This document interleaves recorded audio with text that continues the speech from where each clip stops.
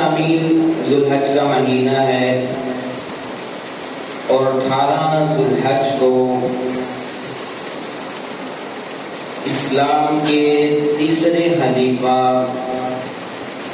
حضرت عثمان غنی رضی اللہ تعالی عنہ آپ کا یوم وصال تھا، یوم شہادت تھا۔ تو اس حوالے سے چند باتیں آپ کی گوش گزار کرنی ہیں۔ دعا میں حالت لم یزل میری زبان پر کلمات حق جاری فرمائے۔ معزز سامعین، انسان میں اور آپ اگر ساری زندگی عبادات کرتے رہیں، دن کو روزہ رکھیں، رات کو قیام کریں، اس اللہ رب العزت کی عبادت کرتے رہیں، لیکن ہمارا یہ ساری زندگی کا عمل ایک طرف ہے اور حضور جانے کائنات کے صحابی کا عمل ایک طرف ہے۔ توجہ رکھیے گا کہ اگر ہم ساری زندگی کوئی خطا نہ کریں، کوئی گناہ نہ کریں، ساری زندگی اللہ اور اس کے رسول کی رضا کی خاطر گزارنی بھی چاہیے، کوئی ہمارا لمحہ ایسا غافل نہ ہو، اس کے باوجود ہم صحابہ کرام کے، نبی کریم صلی اللہ علیہ وسلم کے جتنے بھی اصحاب ہیں، ان میں سے کسی ایک صحابی کی نیکی کے برابر ہم نہیں پہنچ سکتے، کیونکہ اس نے حالت امام حضور جانے کائنات کے چہرے کو دیکھا ہے۔ تو ایک حضور جانے کائنات صلی اللہ علیہ وسلم کے چہرے کو دیکھنا اتنا مقام اور مرتبہ اس بندے کو حاصل ہو جاتا ہے کہ اگر دوسری طرف ہم ساری زندگی عبادت کرتے رہیں تو اس مقام تک نہیں پہنچ سکتے۔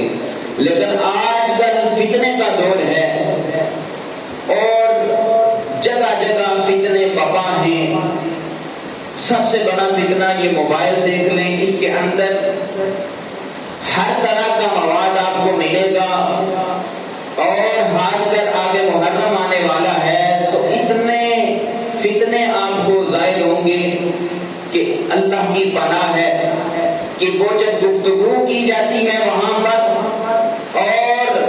جب ان کو دیکھا جاتا ہے، سنا جاتا ہے، تو ایسے ایسے الفاظ بیان کر رہے ہوتے ہیں۔ تو آپ نے ان فتنوں کو دیکھنا ہے اور ان فتنوں کے رد کے لیے کوشش کرتے رہنا ہے، کیونکہ یہ حضور جانے کائنات صلی اللہ علیہ وسلم نے ہمیں بتا دیا ہے۔ حضور جانے کائنات صلی اللہ علیہ وسلم نے فرمایا کہ میرے اصحاب کے بارے میں اللہ رب العزت سے ڈرتے رہنا ہے۔ اور اصحاب میں پھر دیکھیں سیدنا صدیق اکبر رضی اللہ تعالی عنہ جو اسلام کے پہلے خلیفہ ہیں، دوسرے خلیفہ حضرت عمر فاروق رضی اللہ تعالی عنہ، تیسرے خلیفہ حضرت عثمان غنی رضی اللہ تعالی عنہ، اور چوتھے خلیفہ حضرت علی کرم اللہ وجہہ الکریم ہیں۔ یہ اسی ترتیب کے ساتھ ہمارا یہ عقیدہ ہے کہ انبیاء کے بعد کائنات میں انسانوں میں جو سب سے زیادہ افضل ہے وہ سیدنا صدیق اکبر کی ذات مبارکہ ہے۔ اس کے بعد حضرت عمر فاروق رضی اللہ تعالیٰ عنہ، ان کا مقام ان کی شان ہے۔ اس کے بعد حضرت عثمان غنی رضی اللہ تعالیٰ عنہ، اور پھر مولا علی شیخ خدا کرم اللہ وجہہ الکریم۔ ہر ایک صحابی کا مقام اور مرتبہ براء البراء ہے، لیکن ایک امت کا اجماع ہے کہ کائنات میں انبیاء کے بعد انسانوں میں جو سب سے افضل مقام اور مرتبہ ہے وہ سیدنا صدیق اکبر رضی اللہ تعالیٰ عنہ کا ہے۔ لیکن آنے والے دنوں میں ایسے فتنے برپا ہونے والے ہیں کہ جو نعوذ باللہ سیدنا صدیق اکبر رضی اللہ تعالیٰ عنہ کی شان میں گستاخی کرنے والے ہوتے ہیں، حضرت عمر فاروق رضی اللہ تعالیٰ عنہ کی شان میں گستاخی کرتے ہیں، حضرت عثمان غنی رضی اللہ تعالیٰ عنہ کی شان میں گستاخی کرتے ہیں۔ ایسے فتنوں سے آپ نے بچ کر رہنا ہے، کیونکہ اگر کوئی بندہ مولا علی شیر خدا کرم اللہ وجہہ الکریم سے محبت کرنے والا ہے تو اس کی محبت صحابہ سے بھی محبت کرنے والا ہوگا. لیکن اگر کسی دوسرے صحابی کا کسی ایک صحابی کا بھی بغض دل میں ہے اور دوسری طرف شان علی کو بیان کر رہا ہے تو حقیقت میں وہ صحابہ سے محبت کرنے والا نہیں ہوتا ہے بلکہ منافق ہوتا ہے. سنی اور اسلام کے صحیح پاسدار، شریعت کے صحیح پاسدار کی یہ نشانی ہوتی ہے کہ وہ جو نبی کریم صلی اللہ علیہ وسلم کے جتنے بھی اصحاب ہیں ان سب کو ماننے والا ہوتا ہے.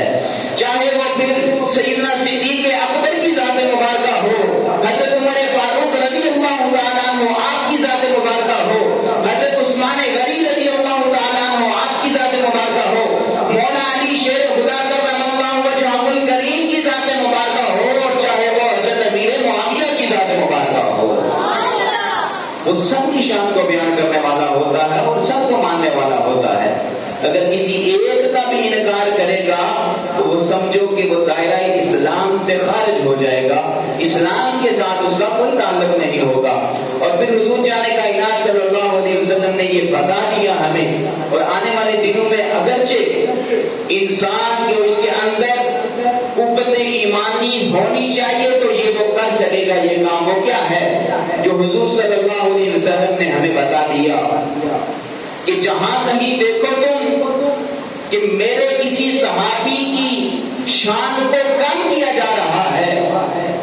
میرے کسی صحابی کی شان میں گستاخی کی جا رہی ہے، تو وہاں پر حضور جانے کائنات صلی اللہ علیہ وسلم نے ایک سنت ہمیں بتا دی ہے. اور جہاں دوسری سنتیں ہیں، چہرے پر داڑھی سجانا سنت ہے، مسواک کرنا سنت ہے، سر پر امامہ رکھنا، امامہ باندھنا سنت ہے، اسی طرح یہ سنت بھی اگر قوت ایمانی جذبہ ایمانی ہوا تو آپ سب نے ادا کرنی ہے کہ جہاں کہیں اگر کسی مجمع کے اندر کسی صحابی کی شان کو کم کیا جا رہا ہو، کسی صحابی کی شان میں گستاخی کی جا رہی ہو، تو حضور جانے کائنات صلی اللہ علیہ وسلم نے ہمیں بتا دیا کہ وہیں کھڑے ہو کر مجمع کے اندر اس شخص کے بارے میں کہنا ہے لعنت اللہ، اللہ تعالیٰ کی تجھ پر لعنت ہو. کیا ہو جی؟ اللہ تعالیٰ کی تجھ پر لعنت ہو، اس پر لعنت بھیجنا یہ سنت ہے اس بندے پر کہ جو حضور جانے کائنات صلی اللہ علیہ وسلم کی کسی صحابی کی شان میں کمی کرنے والا ہوتا ہے. اور آنے والے دنوں میں ایسے بہت سے فتنے ملیں گے، بہت سے آپ کو مجمع ملیں گے جہاں پر سیدنا صدیق اکبر اور حضرت عمر فاروق، حضرت عثمان غنی رضی اللہ تعالی عنہم علیہم اجمعین، ان سب کی شان میں گستاخی کی جا رہی ہوتی ہے. اللہ ہمیں ایسے فتنوں سے بچائے اور سچا اور پکا عاشق رسول بنائے اور تمام صحابہ سے محبت کرنے والا بنائے.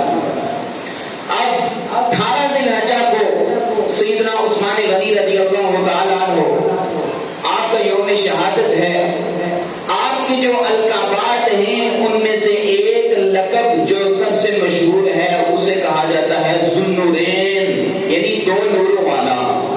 محبت سے کہنا سبحان اللہ. ذوالنورین کا مطلب کیا ہوتا ہے؟ حضرت عثمان ذوالنورین ہم کہتے ہیں. ذوالنورین کا مطلب کیا ہوتا ہے؟ دو نوروں والا. کیا ہوتا ہے؟ سارے بولے کیا ہوتا ہے؟ دو نوروں والا. اور ان دو نوروں سے کیا مراد ہے کہ حضرت عثمان غنی رضی اللہ تعالیٰ عنہ کے نکاح میں حضور اکرم صلی اللہ علیہ وسلم کی 2 صاحبزادیاں موجود تھیں. ایک کا نام حضرت رقیہ رضی اللہ تعالیٰ عنہ اور ایک کا نام حضرت ام کلثوم رضی اللہ تعالیٰ عنہ. یہ دونوں جب حضور صلی اللہ علیہ وسلم کی صاحبزادیاں حضرت عثمان غنی کے نکاح میں آ جاتی ہیں، آپ کا لقب بن جاتا ہے یہ دو نوروں والا ہے. یہاں ایک بات کی طرف آپ کی توجہ لے کر جاؤں گا کہ آج کل یہ فتنہ بھی ہے اور یہ اعتراض بھی ہوتا ہے کہ بھائی حضور صلی اللہ علیہ وسلم نور ہیں کہ نہیں ہیں، بشر ہیں کہ نور ہیں، طرح طرح کے اعتراض کیے جاتے ہیں. توجہ رکھیے گا، حضور اکرم صلی اللہ علیہ وسلم کی اگر 2 صاحبزادیاں کسی کے نکاح میں آ جائیں تو وہ دو نوروں والا بن جاتا ہے. تو جن کی صاحبزادیاں ہیں ان کے نور کا عالم کیا ہوگا؟ محبت سے کہنا سبحان اللہ. جس کو سمجھ آ رہی ہے محبت سے کہہ رہا ہوں. جن کی 2 صاحبزادیاں یکے بعد دیگرے حضرت عثمان غنی کے نکاح میں آ جائیں وہ دو نوروں والا ذوالنورین بن جاتے ہیں، تو جن کی صاحبزادیاں ہیں ان کے نور کا عالم کیا ہوگا؟ اللہ اللہ، اس جملے کی لذت کو محسوس کیجیے اور اس کو اپنے دل میں جگا دیجیے کہ ان کے نور کا عالم کیا ہوگا۔ اللہ اکبر۔ اب دو نوروں سے مراد تو یہ ہوگی، اب ایک لقب آپ کو جو عطا کیا گیا وہ ہے جامع القرآن، یعنی قرآن مجید کو ایک لہجے میں جمع کرنے والے۔ اب ہوا کیا کہ جب قرآن مجید کا نزول ہوا تو یکے بعد نکلے حضور صلی اللہ علیہ وسلم پر وحی کا نزول ہوتا رہا، جو حکم آتا حضور صلی اللہ علیہ وسلم اسے یاد کرتے، پھر صحابہ کرام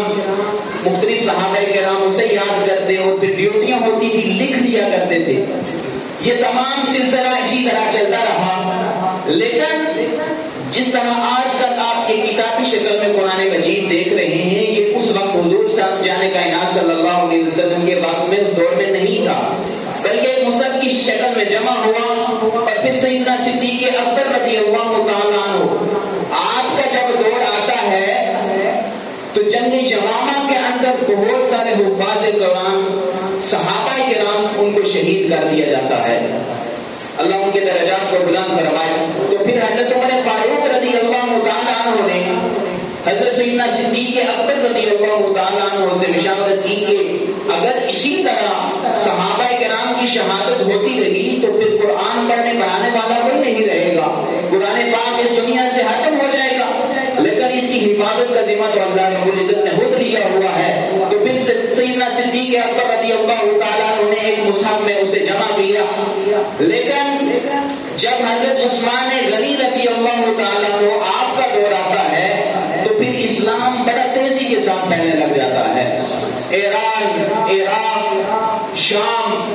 طرح طرح دیگر جتنے بھی ممالک تھے آذربائیجان، ان میں یہ جو اسلام کا تیزی کے ساتھ پھیلنے لگ جاتا ہے، اور پھر جب لوگ اپنے اپنے علاقے میں جب پہنچے تو انہوں نے اپنے اپنے لہجے میں اس قرآن کو پڑھنا شروع کر دیا۔ جہاں سے یہ صورت بنی ہے اور پھر حضرت عثمان غنی کو جامع القرآن کہا گیا، یہ وہ بتا رہا ہوں، ہر بندہ جب وہ اپنے اپنے علاقے میں گیا تو اس نے اپنی اپنی زبان اپنے اپنے لہجے میں اس کو پڑھنا شروع کر دیا۔ تو پھر ایک صحابی وہ حضرت عثمان غنی رضی اللہ تعالیٰ عنہ آپ کی بارگاہ میں آئے، انہوں نے کہا کہ حضور یہ معاملہ ہو رہا ہے، وہ تو اپنے اپنے لہجے میں پڑھ رہے ہیں اور اس سے فتنے کا خدشہ ہے،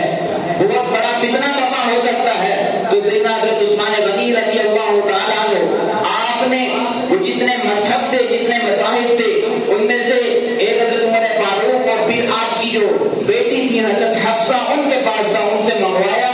اور پھر اس کو ایک لہجے قریشی لہجے میں اس کو جمع کر دیا، اور آج وہ قرآن ہمارے پاس یہ کتابی شکل میں موجود ہے۔ اور یہ حضرت عثمان غنی رضی اللہ تعالیٰ عنہ کو سارا کریڈٹ جاتا ہے کہ انہوں نے امت کو ایک بہت بڑے فتنے سے نجات دلائی اور قرآن مجید کو ایک مصحف پر جمع کیا اور امت کو صرف ایک راستہ دے دیا ہے۔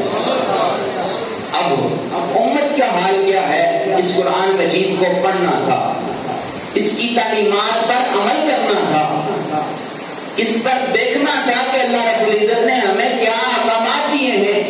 ہمیں کیا کرنے کا حکم دیا ہے، کس چیز سے منع کیا ہے۔ لیکن آج حال یہ ہے کہ یہی قرآن مجید، یہ مقدس اوراق، یہ میں مسجد کے باہر دیکھا ہے، یہ جو جگہ بنی ہوئی ہے لوگ گھر سے اٹھا کر یہاں پر کوڑا پڑا ہوتا ہے، نعوذ باللہ نعوذ باللہ، اس کوڑے پر آ کر پھینک دیتے ہیں۔ بالکل خدا کا خوف کرو، یہ قرآن مجید ہے۔ ایک اگر کسی بد مذہب کے گھر کے باہر سے ایک مسلمان قرآن مجید کا ورق اٹھا لینا تو اس کی کنڈیشن کیا ہوتی ہے، کیفیت کیا ہوتی ہے؟ وہ کہتا ہے یار یہ ایسا ہی ہے، اس سے گستاخی کی ہے، اور ہمارے جذبات اتنے آ جاتے ہیں کہ ہم اس کو قتل کرنے پر آمادہ ہو جاتے ہیں۔ لیکن ہمارا مسلمانوں کا حال کیا ہے کہ ادھر مسجد کے باہر، حالانکہ اندر ایک باقاعدہ کیبن بنا ہوا ہے کہ جو شہید اوراق ہیں ان کو لے آئے، اگر گھر میں ان کا آپ ادب نہیں کر سکتے تو اس میں ڈال دیں۔ لیکن لوگ کیا کر رہے ہیں کہ یہ باہر روڈ کے بالکل باہر ایک گھر بنا ہوا ہے، اس کے اوپر آ کر کچھ دن تو پہلے میں نے خود اٹھائے ہیں اور اندر رکھے ہیں، اور آج پھر مجھے بتایا گیا یہ مسلمانوں کا حال ہو گیا ہے. پڑھنا تو دور کی بات ہے کہ ہم اس کا ادب کرنا بھی بھول گئے ہیں، اور پھر ہم کہتے ہیں کہ ہمارے اوپر حالات ایسے ہیں، حالات ایسے ہیں. جب تم یہ قرآن مجید جس کو حضرت عثمان غنی نے ایک کتابچے کی شکل میں جمع کر دیا اور پھر اس کو پڑھنے کی تعلیمات حضور جان کائنات نے بار بار دی، اور جس کا ایک حرف پڑھنے سے صرف الف لام میم، اس کو کوئی ایک حرف نہ سمجھے، یہ 3 حرف ہیں. اگر کوئی الف پڑھتا ہے تو اسے 10 نیکیاں ملتی ہیں، لام پڑھتا ہے 10 نیکیاں ملتی ہیں، میم پڑھتا ہے 10 نیکیاں ملتی ہیں. یعنی اگر کوئی بندہ صرف الف لام میم اس قرآن مجید کا پڑھ لیتا ہے، اللہ رب العزت اسے 30 نیکیاں عطا فرماتا ہے. لیکن ہمارا حال کیا ہے کہ ہم نے اس کو کیا کر دیا ہے؟ اس لیے خدا کا خوف کریں. جہاں کہیں دیکھیں کہ قرآن مجید اگر آپ کے گھر میں شہید ہو گیا ہے تو یہ مقدس اور آپ کی جگہ بنی ہوئی ہے، وہاں پر آ کر رکھ دیں. یہاں سے جو عملہ ہے وہ اٹھا کر لے جاتا ہے اور باقاعدہ اس کا انتظام ہوتا ہے، وہاں پر یہ رکھ دیتے ہیں. لیکن اسی طرح گلی محلے میں اور پھر ایک آپ دیکھ رہے ہوتے ہیں وہاں جگہ بھی نہیں ہے. بعض دفعہ گلی محلوں کے اندر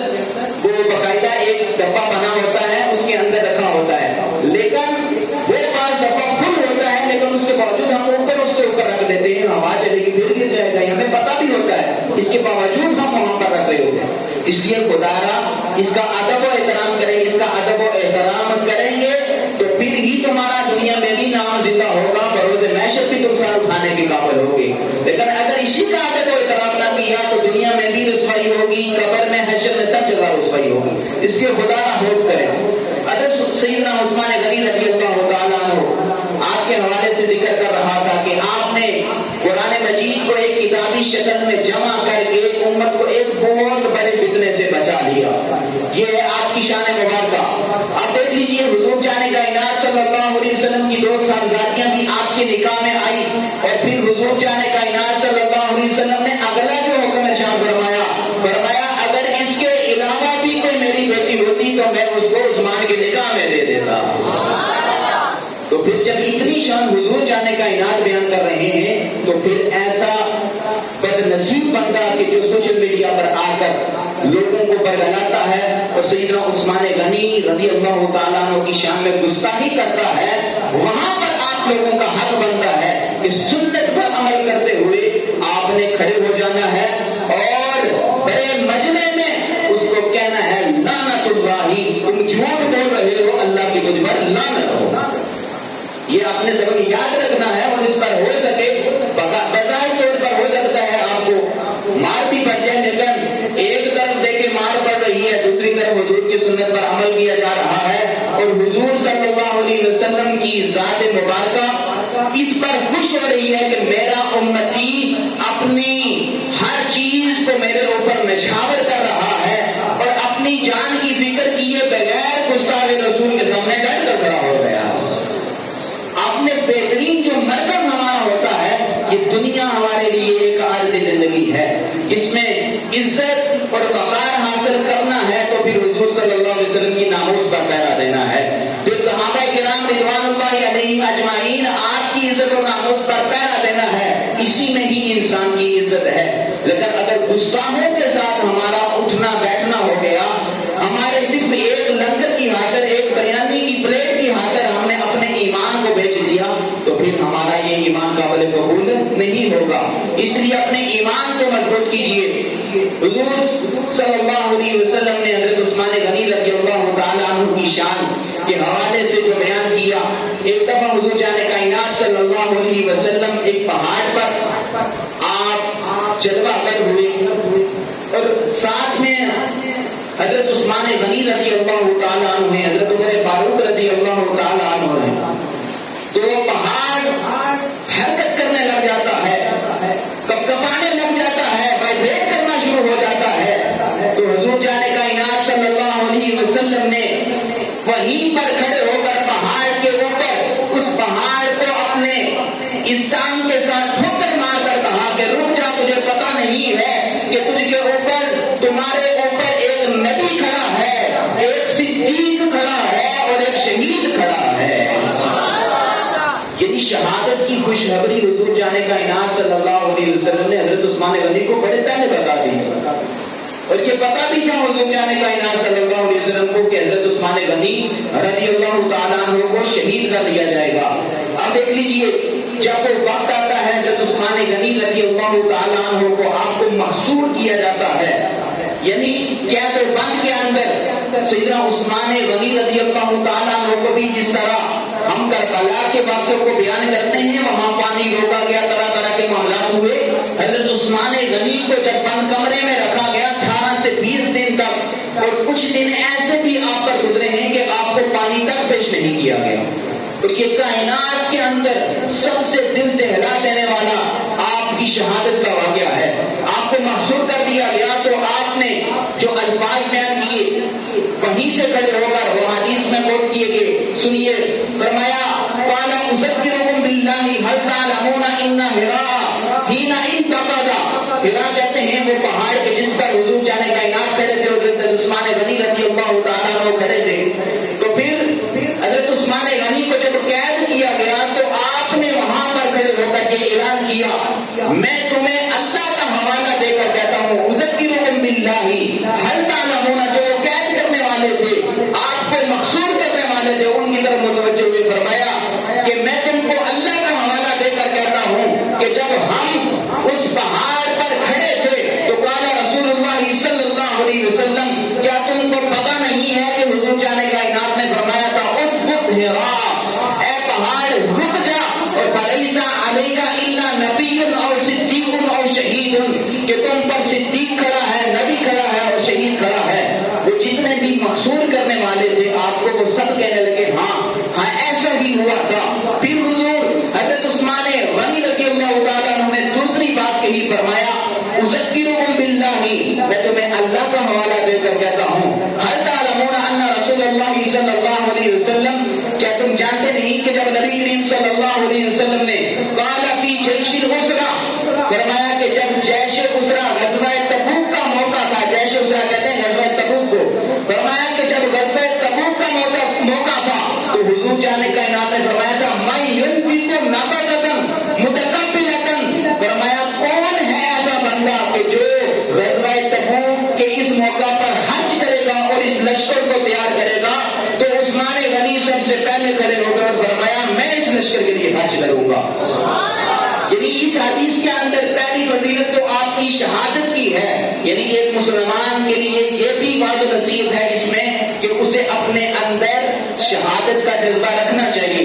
اور شہادت کی تمنا اسے رکھنی چاہیے کہ میں اللہ رب العزت کی بارگاہ میں شہید ہو جاؤں. اب دوسری جو بات ہے وہ حضور جان کائنات نے جب فرمایا، جب پوچھا کہ کون ہے جو اس غزوہ تبوک کے موقع پر خرچ کرے گا جو اللہ کی بارگاہ میں مقبول ہوگا، تو سیدنا عثمان غنی رضی اللہ تعالیٰ عنہ سب سے پہلے کھڑے ہو جاتے اور کہتے ہیں حضور میں کھڑا ہوتا ہوں. اس میں ہمارے لیے سبق کیا ہے کہ جب اللہ رب العزت کے راستے میں خرچ کرنے کی باری آ جائے تو پھر دوسرے کی طرف نہیں دیکھنا چاہیے وہ کتنا دے رہا ہے وہ کتنا دے رہا ہے، بلکہ اللہ نے جتنی آپ کو توفیق دی ہے اس سے بڑھ چڑھ کر اللہ کے راستے میں خرچ کرنا، یہ عثمان کی سنت ہے.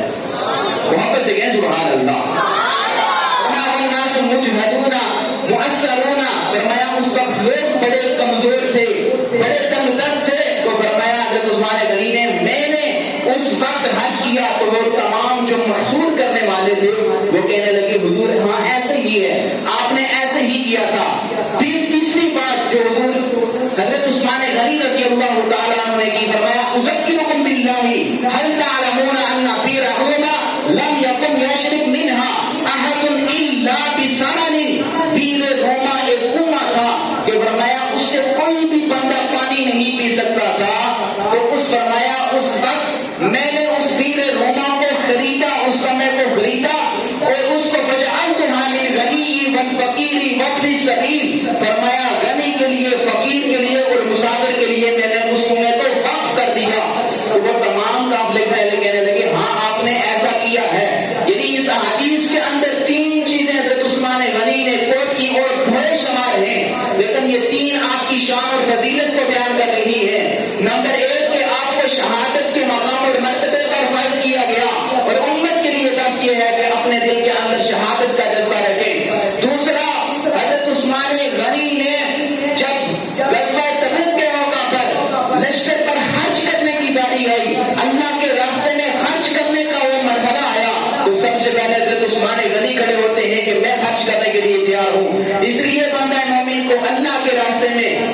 لیے ہر وقت تیار رہنا چاہیے، اس میں اس کے مال میں مزید برکت ہوگی۔ اور تیسرا پیر رومائے امہ تھا، یعنی اس کو خرید کر،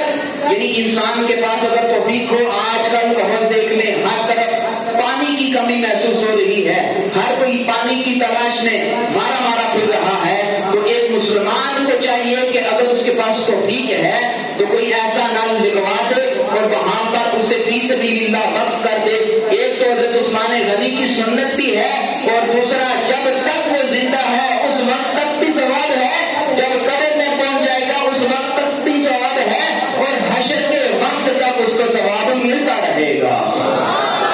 اس لیے ہمیں ان چیزوں سے کچھ سبق حاصل کرنا چاہیے۔ اب جو حضور صلی اللہ علیہ وسلم نے اپنی بات بیان کر کے اپنی بات مکمل کرتا ہوں بیعت رضوان کے حوالے سے۔ بیعت رضوان کیا ہوئی کہ ایک قافلہ جو مدینے سے چلتا ہے،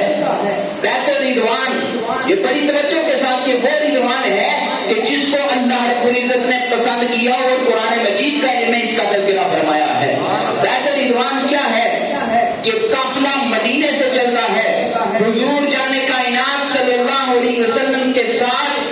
کم و بیش 1500 صحابہ کرام موجود ہیں، حضرت عثمان غنی رضی اللہ تعالیٰ عنہ آپ بھی موجود ہیں۔ حدیبیہ کے مقام پر آپ نے پڑاؤ ڈالا، آپ کی نیت کیا تھی کہ وہاں پر عمرہ ادا کرنا ہے مکہ میں جا کر، لیکن کفار مکہ نے آپ کو روک دیا۔ حدیبیہ کے مقام پر حضور جانے کائنات صلی اللہ علیہ وسلم پڑاؤ ڈالتے ہیں، حضرت عثمان غنی رضی اللہ تعالیٰ عنہ کو بھیجتے ہیں جا کر کفار مکہ سے جا کر مشاورت کریں، ان سے بات چیت کریں۔ حدیبیہ کے مقام پر ادھر حضور جانے کائنات اور آپ کے دیگر صحابہ موجود ہیں، ادھر عثمان غنی جب کفار مکہ کے پاس جاتے ہیں تو 3-4 دن گزر جاتے ہیں، اور افواہ یہ پھیل جاتی ہے کہ حضرت عثمان غنی رضی اللہ تعالیٰ عنہ کو شہید کر دیا گیا۔ اب یہاں بھی ہمارے لیے سبق ہے کہ صرف افواہ اگر آپ کوئی دیتا ہے کسی واقعے کی، یا آپ کے بارے میں کہتا ہے کہ فلاں بندہ آپ کے بارے میں یہ کہہ رہا تھا، تو بغیر تحقیق کیے اس کے اوپر الزام نہیں لگانا چاہیے، بغیر تحقیق کیے اس کے دشمن بھی نہیں بن جانے چاہیے۔ مثال کے طور پر آپ گفتگو کر رہے ہیں اور دوسرا بندہ آپ سے کہہ رہا ہے کہ یہ فلاں آدمی تمہارے بارے میں یہ باتیں کر رہا تھا، اور آپ جذبات میں آ کر جذبات کو کنٹرول کیے بغیر اس بندے سے ناتعلق ہو جائیں، اس سے رابطہ منقطع کرتے ہیں، تو یہ آپ کی عقل مندی نہیں ہے بلکہ آپ کی بیوقوفی ہے۔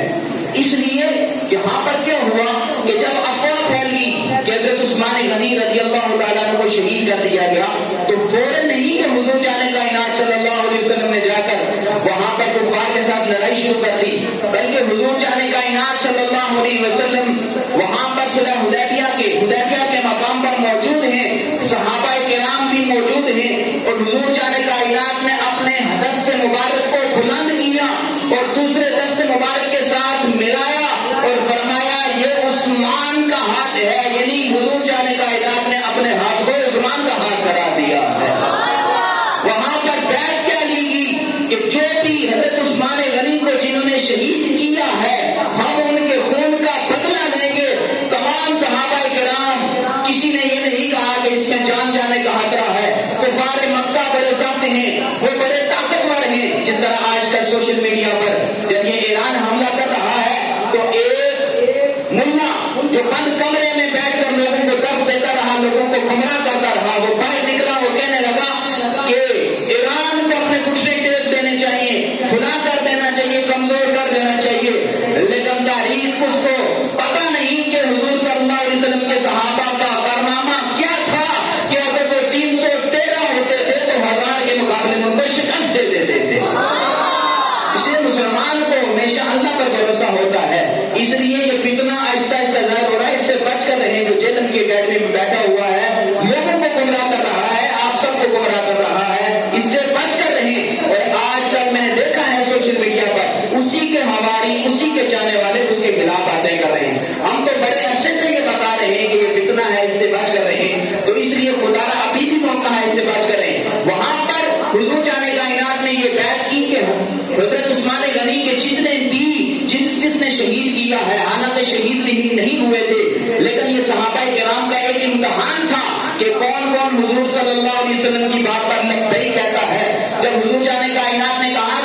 میں اس بات پر بیعت کرتا ہوں کہ حضرت عثمان غنی کے جتنے بھی قاتل ہیں، شہید کرنے والے ہیں، ان سے ہر ایک کا بدلہ لیں گے۔ جتنے بھی کم و بیش 1500 صحابہ کرام تھے، سب نے حضور جانے کائنات کی آواز پر لبیک کہتے ہوئے کہا کہ ہم اس بیعت کو قبول کرتے ہیں۔ یعنی کسی ایک نے بھی انکار نہیں کیا۔ اب دوسری طرف سے آخری بات کہ ایک طرف عید غدیر بنائی جاتی ہے۔ عید غدیر کو منانے والے کیا کہتے ہیں لوگوں کو کہ غدیر خم کے موقع پر مولا علی شیر خدا کرم اللہ وجہہ الکریم آپ کے ہاتھ کو حضور جانے کائنات نے ایسے پکڑا اور بلند کیا اور تمام صحابہ کرام کے درمیان یہ اعلان کیا جس کا میں مولا ہوں اس کا علی مولا ہے۔ سبحان اللہ۔ یعنی یہ عید غدیر